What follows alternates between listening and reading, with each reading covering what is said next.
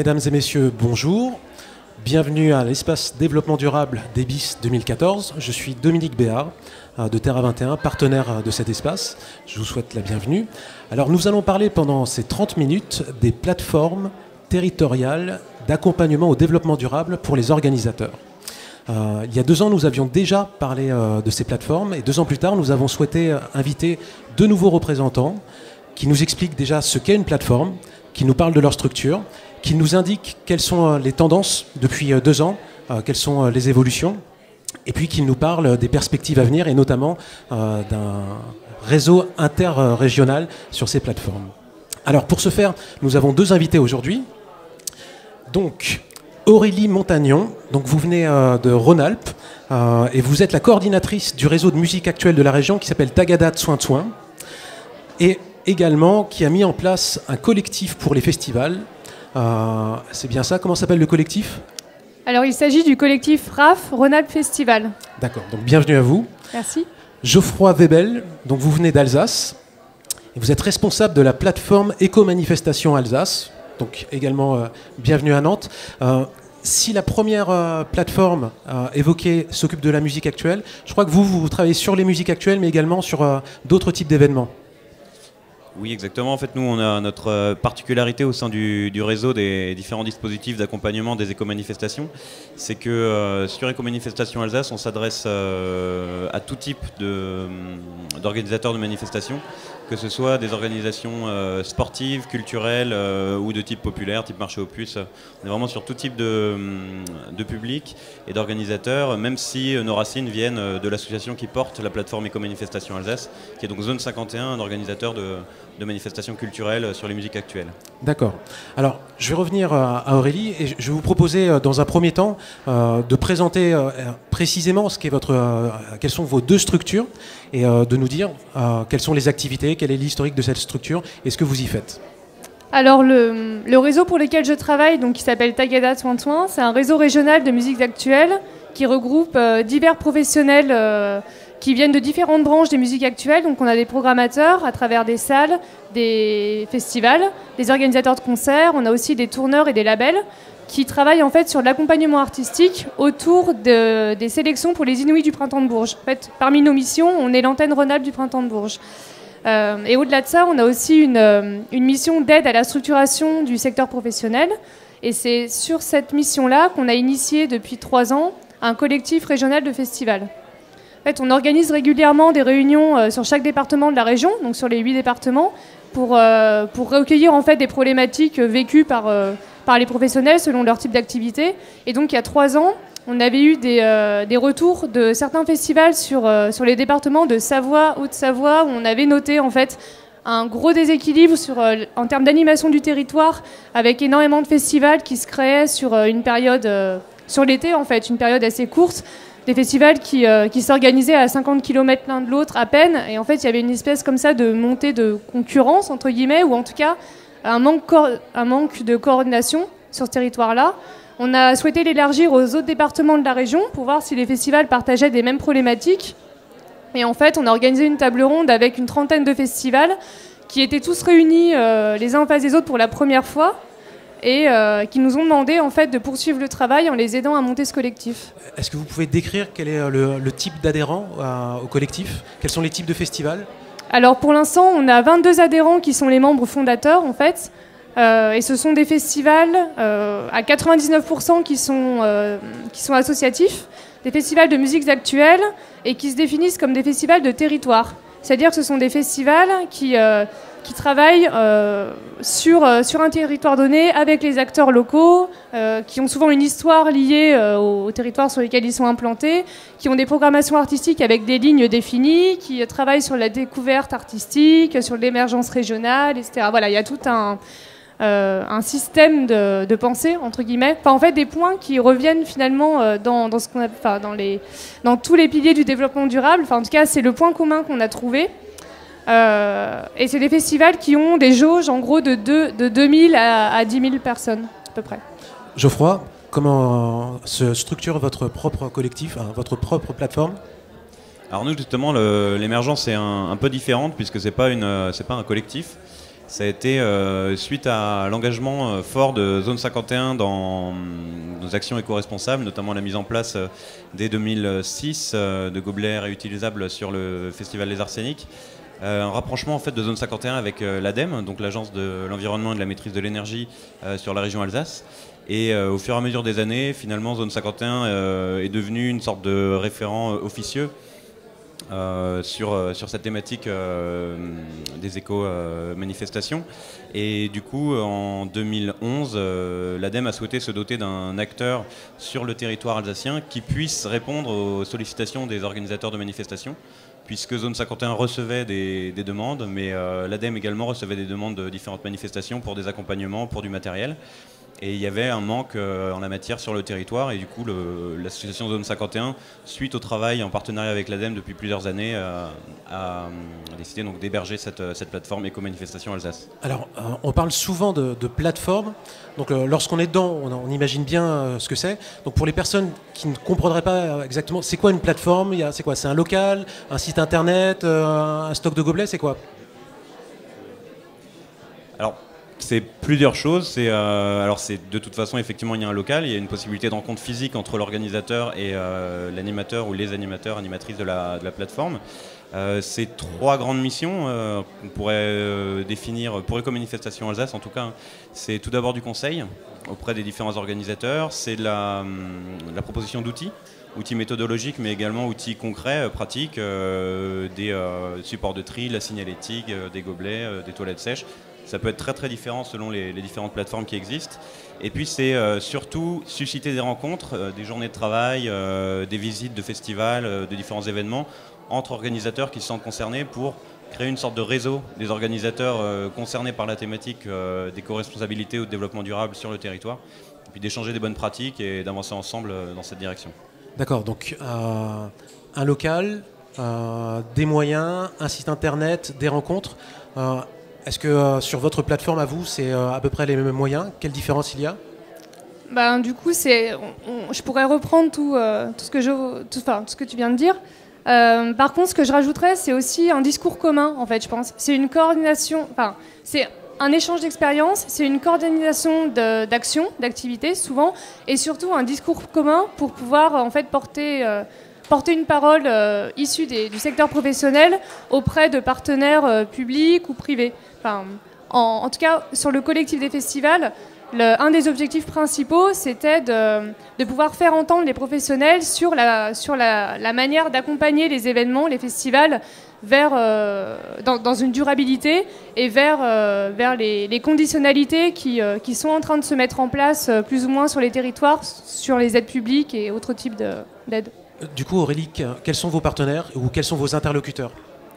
Alors du coup, le collectif des festivals en fait fait partie pour l'instant du réseau Tagada. En fait, il faut savoir qu'en région Rhône-Alpes, on est 7 réseaux de musique actuelle pour l'instant. Voilà, on est une région très structurée. Du coup, l'idée, c'était pas de créer une énième entité et de suivre ce collectif dans le réseau qui existait déjà. Du coup, nos partenaires sont pour l'instant le conseil régional avec qui on est plus en discussion pour l'instant que sur vraiment des partenariats effectifs. Néanmoins, on commence à répondre à des appels à projets et l'idée, c'est surtout, comme je le disais, de prendre part aux élaborations et aux réflexions autour des dispositifs qui pourraient être mis en place à l'avenir, là, dans un avenir très proche sur la région. On travaille aussi beaucoup avec l'ANACRE, qui est l'agence régionale du spectacle vivant en Rhône-Alpes. Et après, on a divers partenaires comme la CRES, la Chambre régionale d'économie sociale et solidaire, l'ADEME, voilà. Geoffroy, quels sont vos partenaires? Est-ce que ce sont les mêmes? Est-ce qu'il y en a d'autres? Alors le partenaire structurant, je crois que j'ai une slide juste après qui le retrace un peu. Le partenaire structurant à la base, ça a été l'ADEME qui a permis vraiment la création du poste. Et puis ensuite, on a été rejoint très rapidement par les 2 conseillers généraux, donc le conseiller général du Haut-Rhin et du Bas-Rhin, sur des lignes déchets, puisque la particularité de la plateforme Éco-Manifestation Alsace, c'est d'avoir une approche très environnementale, très éco-responsable. Et du coup, sur ces 2 partenaires-là, on les a accrochés sur la thématique des déchets et de la volonté des manifestations de réduire la production des déchets. Et puis après, on a d'autres partenaires, également la ville de Sélestat, puisqu'on est basé à Sélestat et la ville nous suit depuis le début. Ensuite, on a d'autres partenaires plus sur différents projets. Par exemple, l'agence de Lorrain-Meuse et le parc naturel des Ballons des Vosges. Ça, c'est sur un projet particulier qui est de proposer un kit kit éco-manifestation en pleine nature pour les manifestations qui se passent sur le territoire du parc. Donc là, on accompagne le parc à la création de ce kit. Et puis, dernier partenaire qu'on peut citer, c'est les grandes agglomérations, donc la ville de Strasbourg, et puis bientôt la ville de Colmar et la ville de Mulhouse, où là, on les accompagne sur la réduction des déchets pour les associations, puisque c'est des collectivités qui mettent au fur et à mesure en place la redevance incitative, que ce soit au poids ou au volume. Les associations vont être menées à quadrupler en fait leur facture au niveau du traitement, de la collecte et du traitement de ces déchets. Donc du coup, il y a un accompagnement à faire de ces collectivités, des associations et même des services des collectivités qui sont des fois aussi organisateurs d'événements. D'accord. Aurélie, tout à l'heure, vous aviez commencé à évoquer l'émergence de votre collectif. Est-ce que vous pourriez revenir un petit peu en détail sur comment ça s'est fait? On va voir tout à l'heure qu'il y a plusieurs collectifs qui existent à travers la France. Ce qui m'intéresse là, c'est de donner des clés, d'expliquer pour d'autres territoires, que ce soit des départements, des régions ou des agglomérations, comment est né votre collectif? Alors, il est né simplement, donc, comme je disais, autour d'une table ronde qu'on avait organisée avec donc, 30 équipes de festivals, qu'on avait organisée suite à une alerte qu'on avait eue de 2-3 festivals sur des départements très précis. En fait, l'idée, c'était juste de voir si les festivals partageaient les mêmes problématiques. Et c'était au début d'une période qui dure un peu maintenant, où pas mal de festivals associatifs commençaient à s'arrêter, des festivals qui avaient parfois 15 ans, 20 ans d'existence, et qui devaient faire face à une nouvelle configuration d'organisation de festivals qui sont... aujourd'hui, il y a quand même pas mal de festivals qui sont organisés par comme tu disais, par des communes, par des communautés d'agglo, par des offices de tourisme. Il y a des festivals aussi qui sont organisés en association avec des gros producteurs d'artistes nationaux, souvent.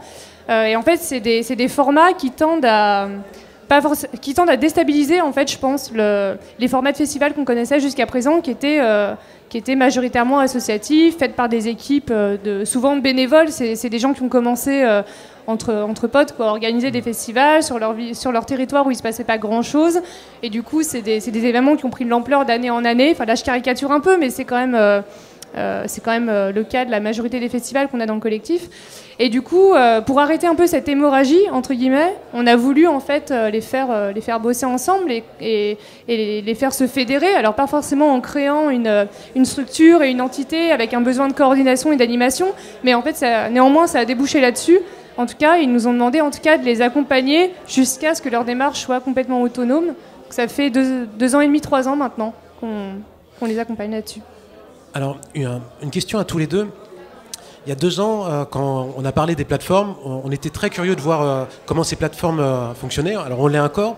Mais on s'est dit cette année que vous étiez sans doute détenteur d'un savoir inédit en matière de bonnes pratiques sur le développement durable. C'est-à-dire que peu d'organismes, finalement, peuvent se targuer d'avoir accompagné 10, 20, 30, 50, 100 événements et plus. Si vous étiez...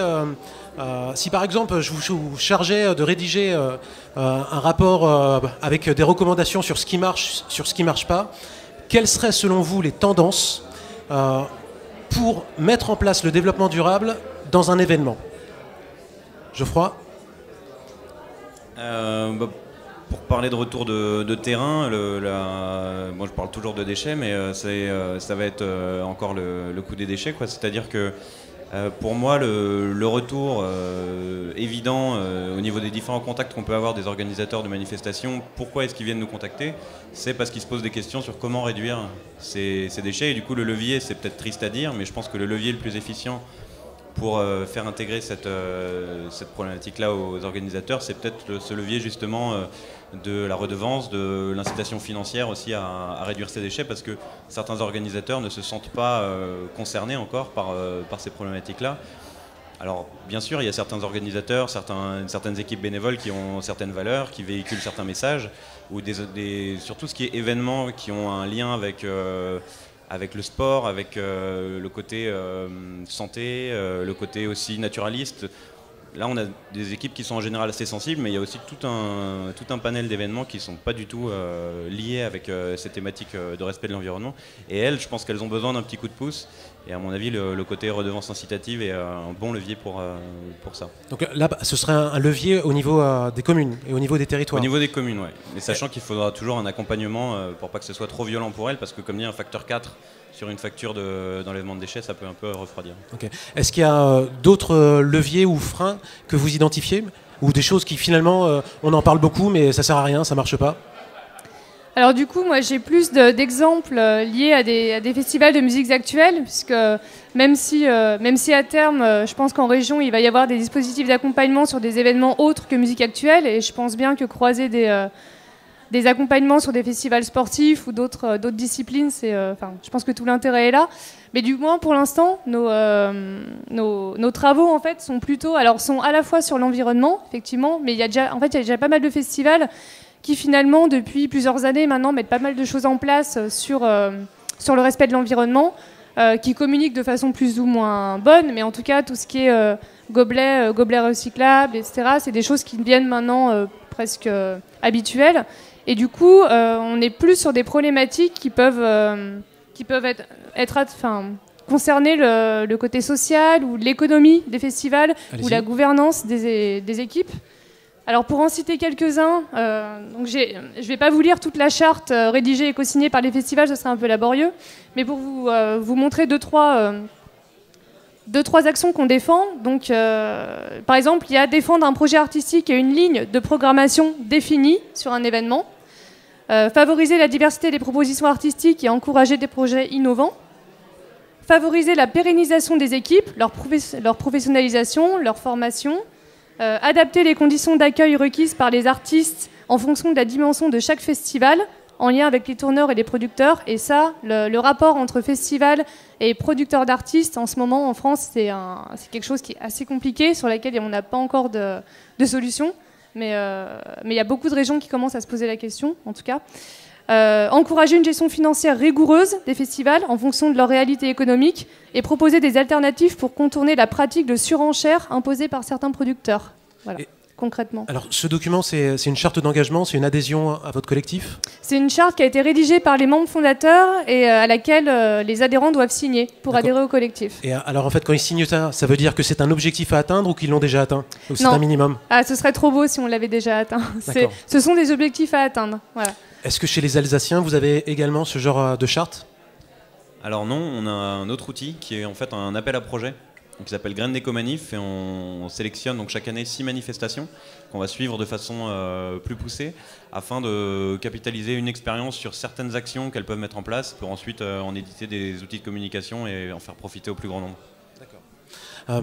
Alors maintenant, là on a parlé jusqu'à maintenant, jusqu'au temps présent. Quels sont vos objectifs? Quelles sont les perspectives? Comment vous imaginez vos plateformes? Quels objectifs aurez-vous atteints d'ici la prochaine édition des BIS, par exemple? Alors, lorsqu'on a fait notre préparation, je me souviens, Aurélie, vous m'aviez évoqué de la sensibilisation du public, notamment sur le coût réel du spectacle.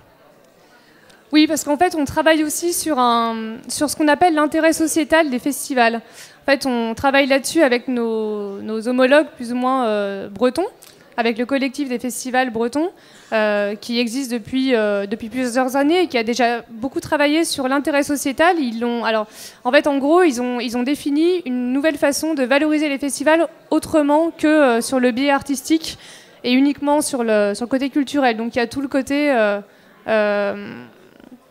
citoyen, il y a tout ce qui est répercussions économiques sur les territoires. L'intérêt sociétal, ça représente énormément de choses et ça touche aussi directement le public. En fait, le festival, c'est quand même un format de diffusion qui est complètement différent des salles de concert ou des autres formats qu'on a en France. Et du coup, je pense que pour le public, il y a un intérêt différent à venir dans un festival que dans une salle de concert. Et du coup, il y a aussi un comportement différent, à mon avis. D'accord. Donc valoriser l'événement autre que uniquement sur son plateau, mais sur des caractéristiques sociétales. Geoffroy, Alors là, je vous ai affiché la carte des plateformes régionales. Quelles sont les perspectives? Alors peut-être pas uniquement au niveau de votre plateforme, mais on voit ici à la carte qu'il y a de nombreuses plateformes déjà qui existent, sans doute d'autres en création. Quel est l'avenir de ces plateformes? L'avenir, c'est avant tout de trouver un terrain commun, en fait, de définir ce qu'est ce réseau, parce que c'est un réseau qui était j'ai envie de dire, qui reste encore un peu informel. Cette carte, elle a été éditée, je crois, finalisée hier, il me semble, ou quelque chose comme ça. Un peu plus. Mais bon, c'est très très récent. Et du coup, jusqu'à il y a peu de temps, on n'avait même pas de représentation de ce réseau. Et on est en train de se poser des questions. On avait une séance de travail tout à l'heure avec l'ensemble des membres de ce réseau. Ouais, on a vu ça, vous étiez une dizaine. Voilà, essayer de le définir, dire quel est le cœur de métier, sur quoi est-ce qu'on va partager. Définir aussi, voilà, pour chacun, qu'est-ce qu'on peut y mettre comme énergie, comme moyen. Et du coup, c'est un peu, on est vraiment à la naissance de ce réseau, mais l'idée, c'est ce qu'on disait tout à l'heure, c'était que ce qui nous réunit, c'est la notion d'accompagnement. On retrouve ça vraiment dans toutes les structures. Certaines proposent du matériel, d'autres pas. Certaines sont des collectifs de festivals, d'autres sont des émanations de collectivités. Il y a vraiment des formes très très différentes, mais ce qui nous réunit tous, c'est ce côté accompagnement des manifestations qui en font la demande. D'accord. Maintenant, je vous propose alors, on a un micro qui circule ici. S'il y a des personnes dans la salle qui ont des questions à poser ou qui souhaiteraient réagir, n'hésitez pas, ne soyez pas timide, on aura toujours besoin d'un premier ou d'une première. Oui, un monsieur. Oui, bonjour. Juste une petite question, je suis un petit peu étonné. Donc moi, je viens d'Île-de-France.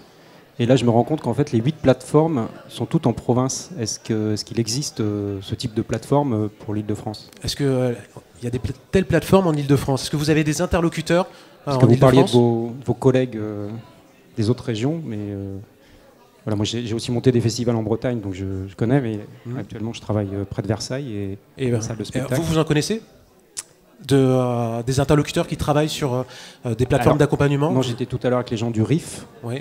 Qui est le réseau Île-de-France pour la musique actuelle. D'accord. Mais voilà, j'avais jamais entendu parler de ce type de plateforme. Pas à en tout cas pas à ma connaissance. Alors après, il y a peut-être d'autres membres du collectif qui vont peut-être s'exprimer pour dire qu'ils connaissent des structures.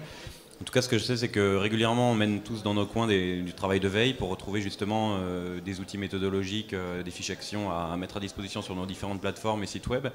Et pour l'instant, je suis pas encore tombé sur des ressources provenant de région parisienne, il me semble pas. Mis à part l'Ecotrail qui faisait un retour tout à l'heure, mais vraiment sur des organisateurs d'événements engagés, oui. Par contre, sur une plateforme régionale en Ile-de-France, pas à ma connaissance. Une autre question? Oui, Stéphane Grosclaude, justement, coordinateur de la plateforme interrégionale de développement culturel qui réunit les agences du spectacle en région. Il y a, à ma connaissance, effectivement, pas de plateforme comparable sur l'Île-de-France, mais il y a des lieux ressources, en tout cas comme l'Atelier, qui propose un certain nombre d'espaces de ressources à partager. Et puis, sans m'engager en leur nom, mais il y a un certain nombre d'agences régionales du spectacle qui peuvent être aussi des relais d'information, voire de mise en œuvre de partenariats, comme c'est le cas avec la NACRE en Rhône-Alpes. D'autres questions, s'il vous plaît? Madame ou mademoiselle ou mademoiselle aussi.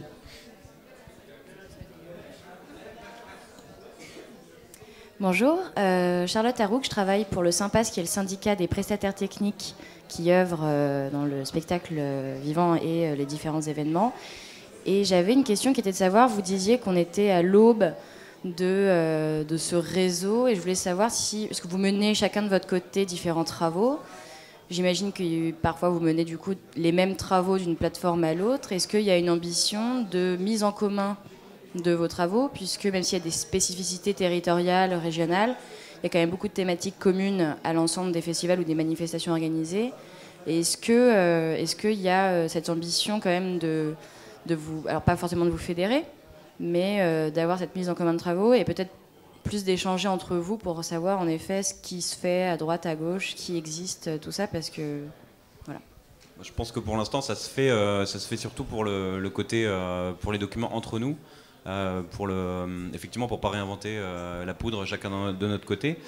Et après, il faudra voir comment est-ce que justement dans ce réseau, qu'est-ce qu'on mutualise et qu'est-ce qu'on arrive à partager, puisque chacun, on a des ressources méthodologiques avec des fiches actions, des guides, etc., qui sont référencés sur nos différentes plateformes, qui ne sont pas forcément liés directement à nos territoires. C'est-à-dire que sur l'Alsace, nos partenaires nous ont clairement dit que ce n'était pas la peine et ce n'était pas la volonté non plus d'Éco-Manifestation Alsace de recréer un énième guide comment faire son éco-manifestation en Alsace, puisque c'était déjà très bien fait par d'autres régions, d'autres collectivités. Mais en tout cas, on a des ressources sur des sites, des ressources bibliographiques, on va dire. Et puis, on a également des annuaires de prestataires. Alors, c'est des outils, c'est pas toutes les plateformes qui les développent, mais ce sont des outils qu'on retrouve un peu partout. Et effectivement, il y aura peut-être à horizon, mais je ne sais pas dire quand, une possible mise en lien de ces bases de données-là. Mais on n'en est pas du tout là actuellement. On est vraiment au balbutiement. Aurélie ? Du coup, juste pour compléter, pour l'instant, chaque plateforme en fait développe une veille informative sur son territoire. Donc ça va des annuaires de prestataires, comme tu le disais, à de la veille juridique. Pour l'instant, on met en commun tous ces documents-là, mais en cercle fermé, entre guillemets, parce qu'on est encore là sur de l'échange de l'expérience, sur de l'apprentissage de qu'est-ce qui est mis en place dans des autres régions, pourquoi ça marche pas, et comment les appliquer chez nous. Et je pense qu'à terme, effectivement, il y aurait... Il y a une vocation d'intérêt général un peu de toute manière dans ce que mène cette plateforme de réseau. Mais pour l'instant, c'est en interne et voilà, effectivement, on a vocation à diffuser des éléments de manière publique, entre guillemets, mais c'est en cours. Une dernière question ? Morgane Faligo du Festival de Cornouailles, qui est donc membre du collectif des festivals engagés pour le développement durable et solidaire en Bretagne. Moi, je me demandais dans quelle mesure, en fait, vous étiez garant parce qu'il y a une philosophie commune qui réunit toutes vos structures, qui est bien à la base quand même le développement durable et solidaire. Comment vous étiez garant de continuer ? Enfin voilà, moi j'ai l'impression des fois qu'aussi il y a des structures c'est un peu pour se donner bonne conscience et puis parce que c'est un peu à la recherche d'un label, entre guillemets, qui essaye de rejoindre une plateforme ou une structure comme ça. Comment vous êtes garant aussi pour que les échanges continuent d'aller dans tous les sens entre les structures que vous fédérez et pas qu'il y ait forcément certaines qui soient moteurs et puis les autres viennent et puis prennent et puis ils sont membres de telle ou telle plateforme et puis ça fait une belle image sur la carte de visite. Et autrement, comment du coup, en parallèle de ça, vous insufflez aussi des nouvelles démarches et pas rester que sur du tri sélectif, que sur des choses un peu basiques. Comment vous allez plus loin ? Voilà. Donc est-ce qu'il y a des auditeurs, des inspecteurs des travaux finis ?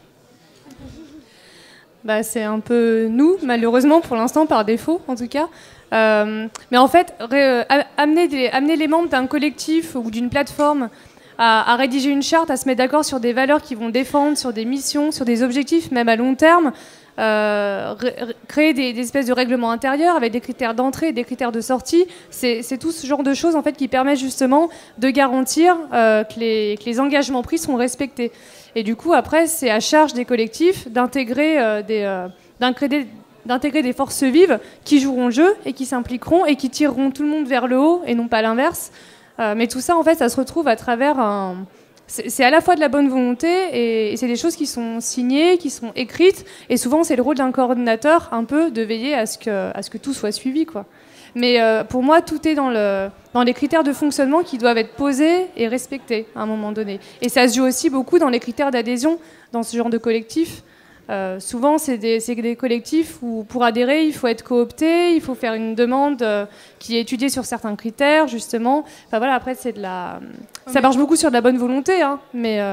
Moi, je voulais vraiment pousser ça plus loin. Là, c'était de la théorie, effectivement. Au début, on est tous hyper motivés, voilà. Mais après, sur de la durée, comment vous le tenez, ça ?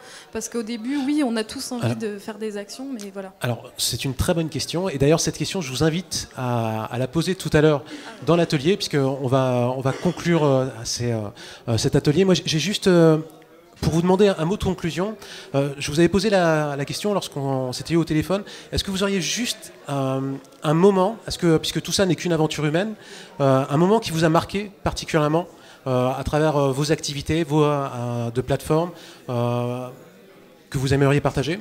Aurélie?